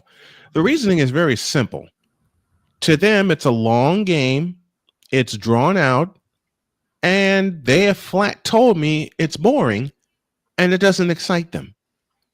I said, do you know how much strategy is involved in the game of baseball? And the consensus answer would be nope, and we don't care. So home runs are not exciting, triple plays are not exciting, suicide bunts are not exciting. Suicide squeeze to walk off. A perfect game is not exciting. Perfect game. You know, the narrative is, and it's proving to be true, that the majority of black people do not like baseball for one reason or another, or they just simply don't like it. And as I pointed out just a moment ago, barely any excitement for them in the game of baseball. Man, I can't tell you how many baseball games I've watched over the course of 40 years. I remind myself the very first time I went to a White Sox game with my family. Mm-hmm. Dad and I were watching the game. Mom, my sister, and my cousin Jackie were doing something else. Right. They're doing something else. They're off in their own little world doing something else. Meanwhile, Dad and I are scoring the game. Greg Lazinski, Tony Bernazard, Ron Kittle wasn't there yet. Carlton Fisk, right? Yeah. Tom Paciorek, Greg Walker. And that was a year before the Winning Ugly season happened. Right. That was a year before the Winning Ugly season happened, which was 1983. And I went to plenty of games in 83. I just couldn't go to any of the last ones because by the time the White Sox were getting ready to clinch the division, they were 20 games ahead. They were selling out. Right. At Comiskey Park. And I knew it was going to be a good year in 83 when they had the All-Star game in Comiskey Park. And I got a special note about that in just a moment. But come on. It's just crazy. The man. Negro Leagues are being forgotten. Yes. And I hate it. Let me say that again. The advancement, the achievement, and the history of the Negro Leagues are being forgotten by our own people. And it's sad and it's a shame. The work that they put down. The work they put in. Right? Right. Because the work that they put in, what they've had to deal with. And Victor, you touched on this with what Jackie Robinson and Henry Aaron went through. Mm-hmm. Right? You know, being called the wrong word. Being called the N-word. Having rocks thrown at them. Beer bottles thrown at them. Not to mention all the verbal insults they were getting. Not to mention the death threats. They still played. And yet they still play because they wanted to participate. They wanted to play. Matter of fact, today is April 8th, and it's a very, very special anniversary. Why, you ask? Because on this day in 1974 at Fulton County Stadium in Atlanta, Henry Aaron cranked his 715th home run, putting him all alone at the time above Babe Ruth. Mm-hmm. Now, I'm not supposed to know that because I'm black. Right. I'm only supposed to pay attention to basketball and football. This black man not only loves baseball, but also hockey. And yes, there are 2 black men on this program that love baseball and hockey. I haven't done that joke in a while. But it's not just like within just like the regular fan base. It's also in media. You know, you're not wrong. I'm not gonna say names, but you also, you know, you've worked with someone who clearly stated that no one talks about baseball. Oh yeah, that guy. Well, guess what? What in the all types of blue hell are you talking about? Are you kidding? This guy flat told me when he was my producer while I was living in North Carolina that no one likes baseball. And he coupled it with no one talks about baseball. And to complete the triple play, he says, you can't talk about baseball on your program. Bitch, this is my program. And I'm going to talk about baseball. The day after he laid down that rule, Jay Spivey joined me for a pre-recorded conversation that lasted a good 45 minutes. You know what the subject was? Baseball. And lots of it. I call high school games. I call college games. In studio, I do major league games. We did Little League, travel ball. For many years, Vic and I did Little League for 7 years. Yes. Baseball. I had a blast doing it. Here's the thing. Baseball, whether people want to believe it or not, is a sport. It is. We talk about sports. Listen, my wife, and y'all have heard Jody make the joke all the time that baseball is not a sport, but I have to tell this story. She flat out told me she doesn't like baseball. She'll watch softball with me, but she doesn't like baseball because it's too long and it's too boring. Baby, I get it. But she also knows I'm a baseball fan. Mm-hmm. She also knows that one of my favorite teams is the Chicago White Sox. And my first favorite team was the St. Louis Cardinals. Right. When she returned from a trip from St. Louis, I'm sitting here. She says, babe, I got something to show you. I walk in and y'all have seen me wear it. There's a sweater of the St. Louis Cardinals waiting for me. Mm-hmm. I cried. And she immediately gets scared. She's like, I didn't mean to make you upset. And like, no, you didn't make me upset at all. I'm happy. In fact, you made me the happiest man on the planet for taking the time to remember that my first favorite team is the St. Louis Cardinals. You know how much shit my wife gives me every day when I repeat a call here in the house and I laugh every single time? Yep. Huh?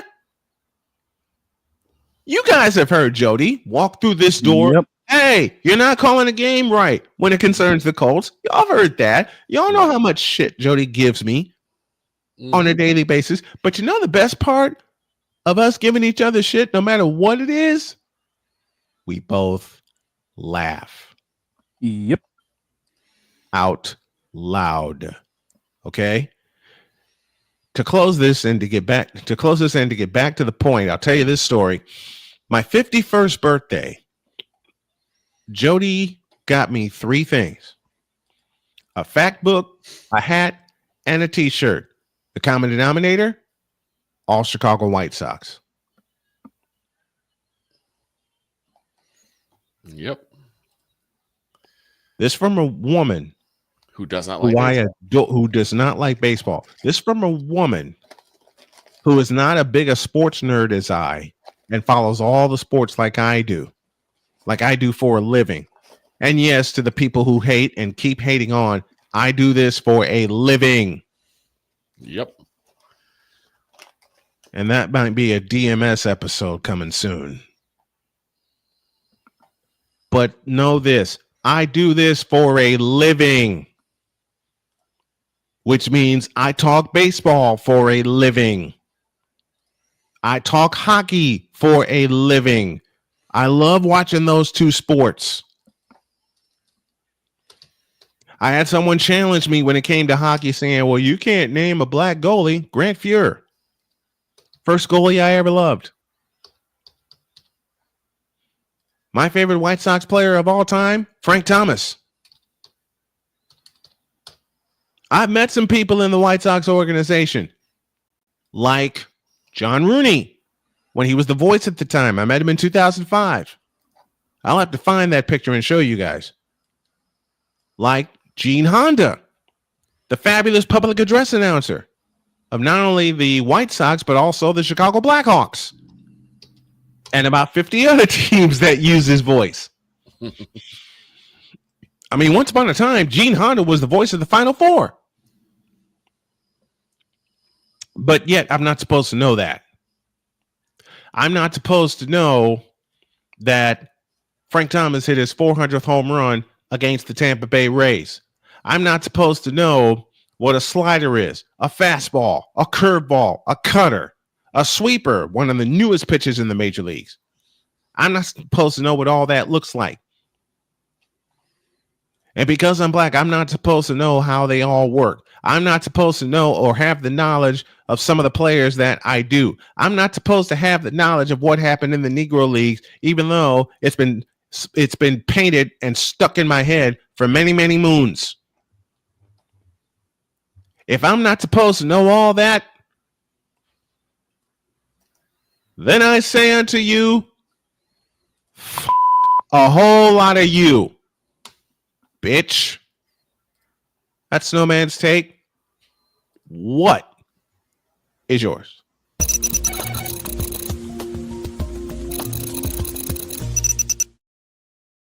Thank you, Victor and Shane, for the assists. I truly, truly appreciate you guys. No problem. And I'm still sitting here with my arm basically hurting because Droid, are you still around? great. I think either I'm on hold or something because he's not answering me. No, biggest. All right. Yeah, I got him. Hang on. All right. Droid, speak your piece.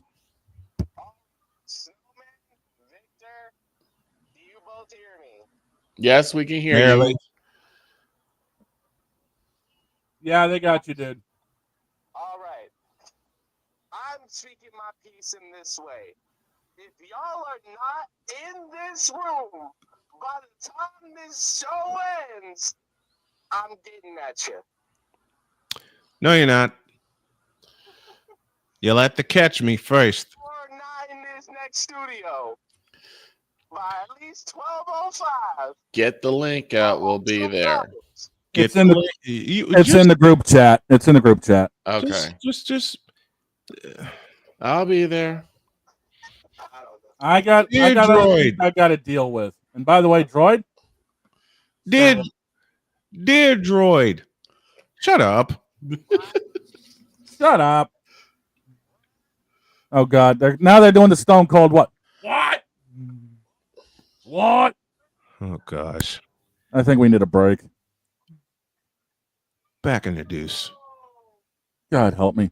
Quit moving my damn buttons, Droid.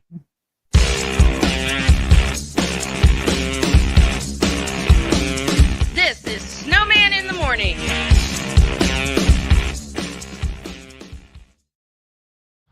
People tell me how lucky my daughter is to have been adopted. But really, we're the lucky ones. Learn more at adoptuskids.org. This planet has been great to me. It's given me gifts that I can't even explain. It's given me adventures and memories I'll never forget. And Battleborn, I think, has given me the opportunity to go beyond and give something back. How can I be a better custodian to this planet and the place I live? That's where I am with Battleborn. Let's make the planet a better place.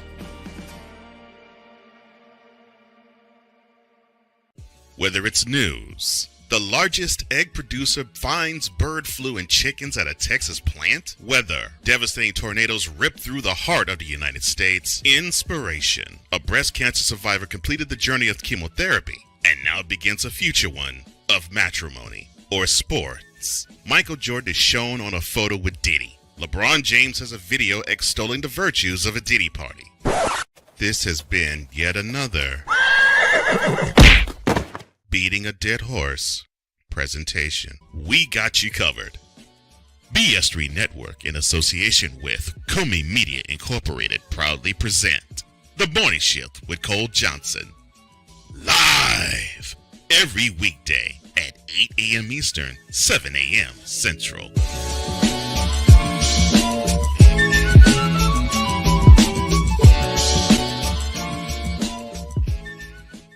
Here's an important message from the Diabetes Solution Center. Do you like pricking your fingers to test your blood sugar levels? No one does, but it's important to maintain your health. And now, by wearing a small remote device called a continuous glucose monitor, or CGM, you don't need to prick your fingers anymore. It's easy to use and helps you make more accurate diabetes treatment decisions. If you are testing your blood sugar 3 or more times daily, injecting insulin, or using an insulin pump, call the Diabetes Solution Center right now. And if you have Medicare or most major insurance coverage, you may be able to get a new CGM at little to no out-of-pocket cost. Shipping is free, and we'll even bill your insurance company for you. If you are testing your blood sugar 3 or more times daily, injecting insulin, or using an insulin pump, call the Diabetes Solution Center right now to learn how to end the painful finger sticks and get your own continuous glucose monitor, or CGM, at little to no out-of-pocket cost. SeatGeek is the ticketing app for fans like Boomstick Lady. No free throw is safe from the roar of her sticks. SeatGeek helps her find a seat in the direct eye line of the shooter so she can sit where her boomsticks make the biggest boom.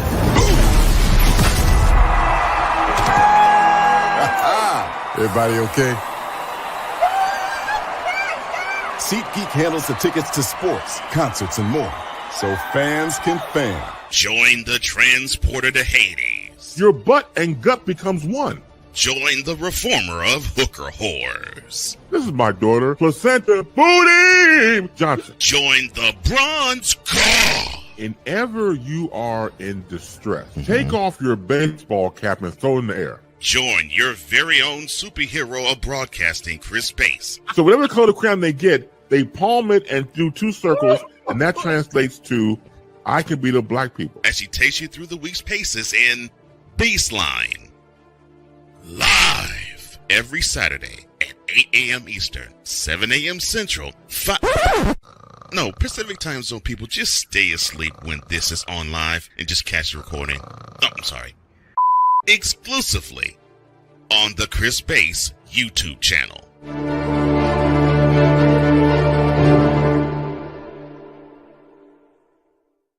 Mister?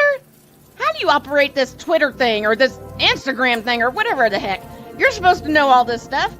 Anyway, welcome back to the show. Stretch we come. Here on Snowman in the morning. Shane has to take care of a couple things. Thanks for stopping by. Okay. And why are people so stupid? I have no idea. When it comes to sports, and you and I both have dealt with very stupid dumb fan bases. We've dealt with very stupid people. Oh, what did Bill Langvall say? I hate stupid people. Yeah. As you have a sign wearing "I'm stupid," that way you don't depend on them for anything. I'm gonna tell you why I asked this question. Okay. When I was a driver for Enterprise back in Maryville, Indiana, Maryville. let's say 2010, I go pick up this young lady,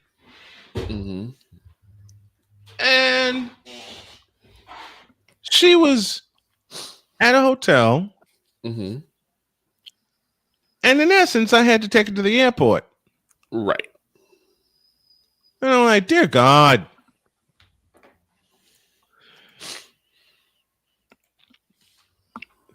We got to talking about football. Oh, no.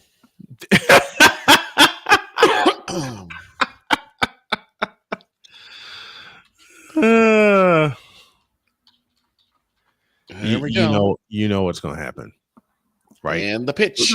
Yep. Here's the pitch. Yeah, here's a pitch. Start talking about football. She showed me a picture of the logo of my favorite team, which is the San Francisco 49ers. Mm-hmm. And at the time, they were playing at Candlestick Park. Mm-hmm. Levi Stadium had not been built yet. It had been an idea, but it hadn't been built yet. So the Niners are still playing at Candlestick Park. I said, that's Candlestick Park, because the seats were kind of red. Mm-hmm. And I recognized the shape. She says, that's not Candlestick Park. Huh? You're going to tell me, a guy that's a football fan and has been a football fan for many moons and been a fan of the 49ers for many moons, that this is not Candlestick Park? She says, no, that's the Oakland Coliseum. What? What do you mean? What do you mean? Yeah, that's one where you have to say the full question. What do you mean this is Oakland? Don't you notice the red seats?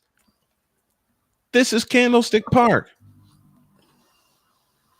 The following sentence were full of things that pissed me off. Here we go. Her following sentence, as I said, was full of things that pissed me off. When she said, quote, the 49ers never played at Candlestick Park. Close quote.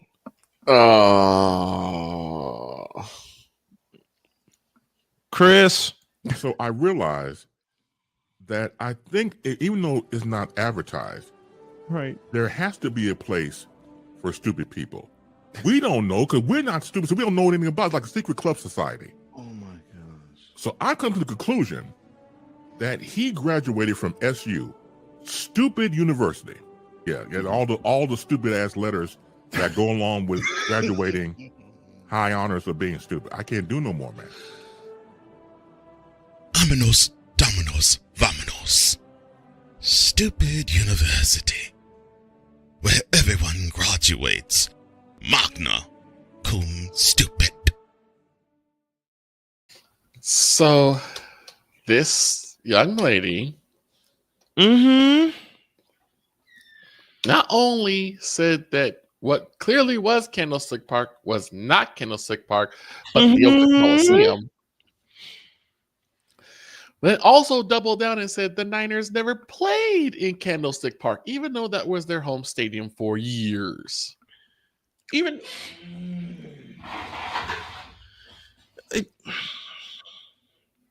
I said, honey, look. The first stadium the Niners played in was Kezar Stadium. Then they moved, and before I could say anything, she interrupts me and she goes, they still play at Kezar Stadium. Are you bleeping kidding me? Are you bleeping kidding me? Nope. Nope. No, she was not. I'm like, well, how in the Vita blue hell can you say with a straight damn face that they still play at Kezar Stadium, which has been knocked down to the ground, mind you? Mm-hmm. They've since blown the piss out of Kezar Stadium. Right. And I told her this. I said, look, Candlestick Park is their home. They're about to move to Santa Clara, but Candlestick Park is their home. This is after they played at Kezar Stadium. She looks me dead in the face and goes, you don't know what you're talking about. Now, about this time, I'm ready to do something I shouldn't do. Oh, no. But I didn't. Okay. I didn't. I held on. You held back. I held back. And this was a 45-minute trip to the airport. Oh, my Dear God. The longest trip in the world. Longest trip of my life. Save any time I had to go to, through, and in Ohio. Oh, hi. Oh, hi. Thank you, Lisa. She kept trying to tell me that the picture she showed me was not Candlestick Park, but of the Oakland Coliseum. I said, honey, that's not the Oakland Coliseum, and I can tell you 2 reasons. What's that? 1, the Oakland Coliseum is entirely circular, and 2, the seats in this stadium that you're showing me are red. A color that the Oakland Athletics do not use. The Oakland Raiders and the Oakland Athletics do not have red in their color base. Right. She waits. That's not the Raiders. The Raiders are are silver and black for life. Black and silver, yes. The next sentence I heard again was full of things that pissed me off. Here we go again. When she said, quote, the 49ers are still playing at the Coliseum. No, they're not. Lowe's quote. The Niners are not playing at the Oakland Coliseum. Ma'am, you are wrong. Shut up. You know what I did for about 5 minutes? Breathe. I shut the hell up and just breathed. I just breathed. I took it in, and I'm sitting here, and for a while, it worked. For a while.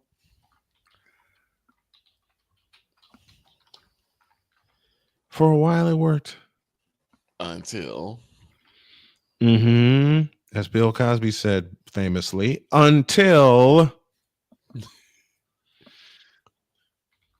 she showed me another picture. Oh no. She showed me another picture. She showed me another picture. Okay. I'm like, oh God. Here we go again.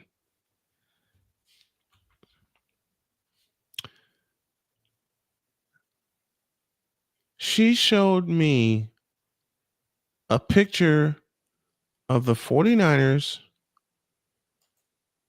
playing the Lions when the end zones in Candlestick Park, because the Niners had made the playoffs, were painted red. Right. Let me say that again. The end zones at old Candlestick Park, whenever the Niners made the playoffs, they were painted red. And I'm like, wait a second.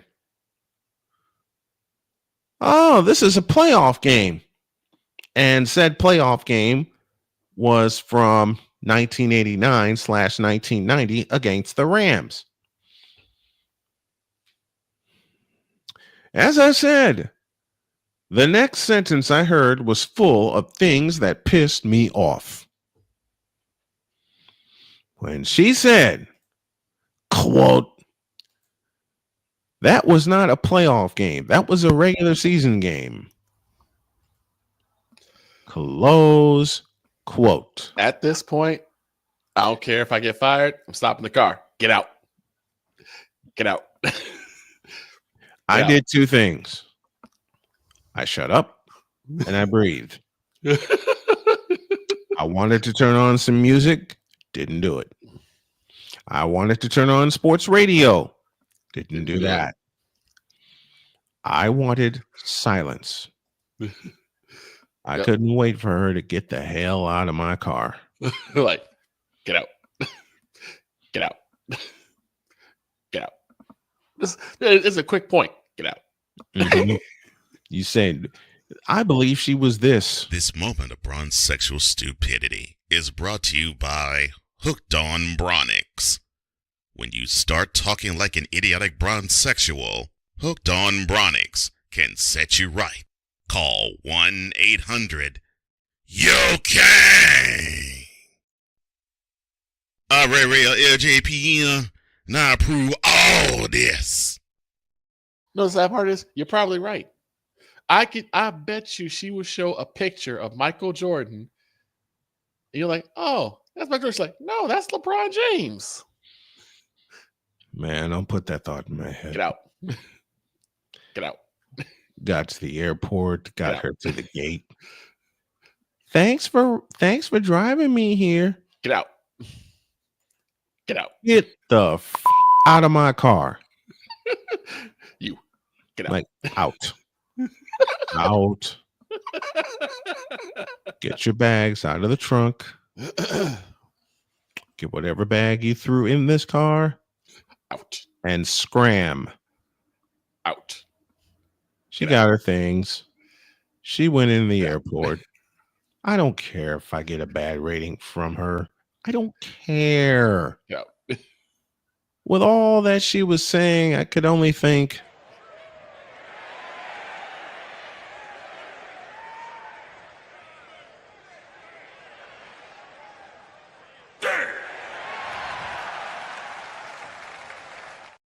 like I said, the whole thing is get out. The whole thing was get out. Get out. This is a really low, angry tone too. Get out. Because you don't want to raise your voice. You don't raise your voice. You don't want to scream. Just like, get out. Get out. Get out. Get out.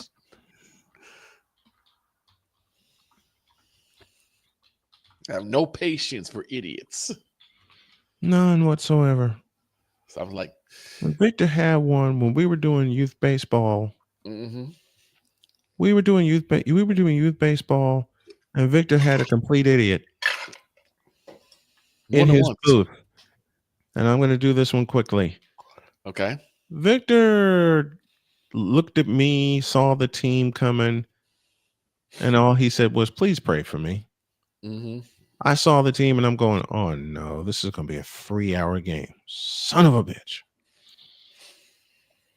It wasn't. Thank the Lord. It wound up being a slaughter. But the person in the booth with Victor wouldn't leave. Would not shut up nor leave. I said, I better do something quick. One of the groundskeepers said, "Go help your friend. I got this." And watching my gear. I walked over to this woman and I said, "Are you bothering him?" She says, "Who are you?" "I'm one of the authorities here." That sentence was enough. And she took off. She left. And we're taking off too. Yes, tomorrow, more crazy stuff. And a deep dive into Major League Baseball and a more deep dive into the NBA and its standings as the playoffs close in. Have a great day. God bless. Remember to make your next move your best move. And always remember, if your dreams don't scare you, they are simply not big enough. Dream big, do bigger. We are, and we hope y'all are too. So long, everybody.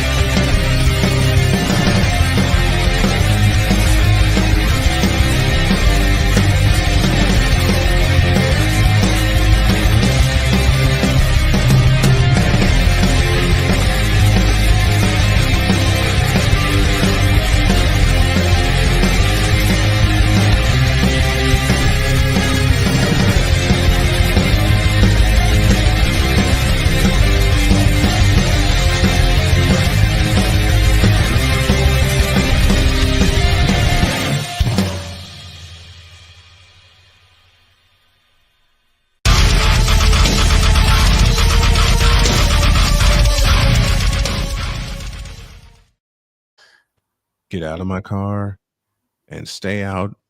And don't you ever come back again. And to those like Joel Embiid and James Harden, y'all still bitches. See ya.